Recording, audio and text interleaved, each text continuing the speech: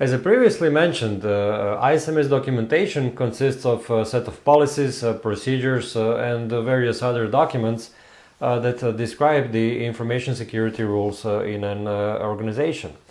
But how do you decide which policies and procedures to document and to what level of details?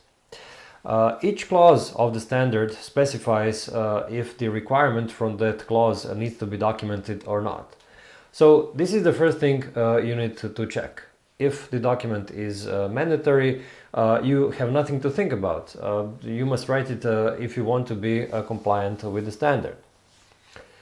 You'll know if a document is mandatory by reading ISO 27001 if it states pretty clearly what needs to be documented using a phrase like the organization shall retain documented information of, and then something, for example, the results of the risk assessment.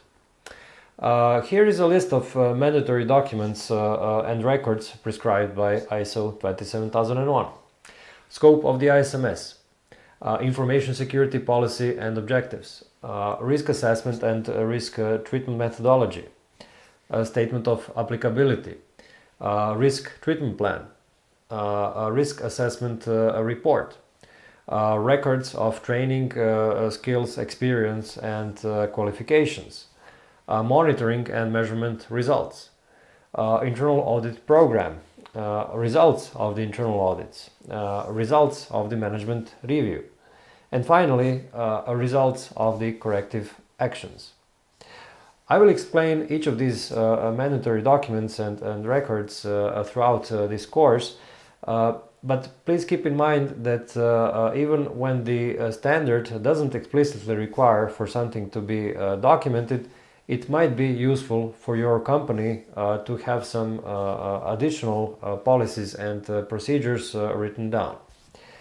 So, if the document is not mandatory, you may find yourself puzzled over whether you need to write it or not.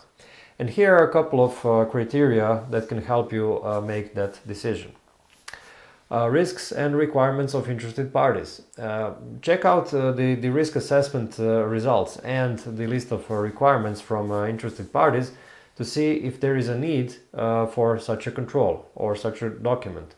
If there is no risk nor a requirement, then certainly you won't need to document that control. Size of the company. Smaller companies will tend to have fewer documents. So in such a case, you should try to avoid writing procedure for every small process. For example, if you have 20 employees, you don't need 50 documents for your ISMS. Of course, if you are a multinational organization with like 10,000 employees, writing several policies where each policy would have a couple of related procedures, and then for every procedure a couple of working instructions, this approach does make sense. Importance and complexity. The more important and complex a process or activity is, the more likely you will want to write a policy or a procedure to describe it. This is because you'll want to make sure everyone understands how to perform such a process or activity in order to avoid breakdowns in your operations.